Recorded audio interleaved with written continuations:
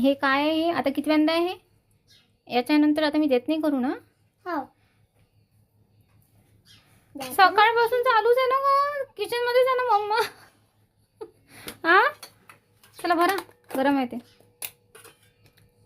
हे बघ, हे येते.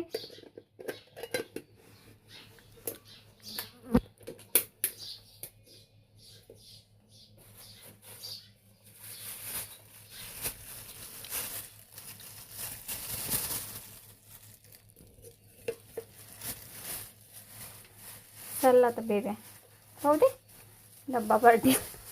हॅलो, मी डॉक्टर प्रियल माय फाल्की कॅन्सर. सो आज गजानन महाराजांची पालखी शेगावला येते आहे म्हणून शाळांना सुट्ट्या आहेत. सो आज निर्वी घरी आहे आणि ती घरी असल्यामुळे आज मी दिवसभर किचनमध्ये आहे. सकाळी 9ला तिची सुरुवात झाली दिवसाला. सकाळी 9ला ती उठली, त्याच्यानंतर तिला पोह्यांची डिमांड होती, ते झालं. मग दुपारी जेवण झालं 12 वाजता. त्याच्यानंतर आता 2:30 वाजले आहेत दुपारचे आणि मला तिने उपमा तिला पाहिजे होता, तिचा डबा पार्टी होती. सो उपमा केला. संध्याकाळी तिला इडल्या हव्या होत्या. सो इडल्याचं सारण आत्ता जस्ट मी काढलेलं आहे आणि रात्रीचं इडल्यांचा बेत आहे. सो बेईंग अ मदर, हा जो जॉब असतो ना 24/7, तो टफेस्ट जॉब असतो. आणि जेव्हा मुलं घरी असतात तेव्हा तर विचारूच नका. सो काही जणांना वाटते की बायका घरीच असतात, त्यांना काय कामं असतात. सो ज्यांना कामं करायची असतात, आवड असते, त्यांना कामं असतात.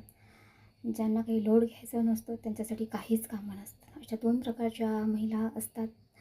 आणि मी अशी आहे की कामं ओढवून घेणारी मुलगी आहे. सो माझ्या वाट्याला नेहमी कामच असतात. आणि त्यात जेव्हा मुलगी घरी असते तर माझं सगळा दिवस हा किचनमध्ये जातो. आणि त्यासाठी ओरडाही मिळतो की तू तिला सगळं नेहमी बनवून देते, तू तिला सगळं लाडावून ठेवलेलं आहे खाण्याच्या बाबतीत.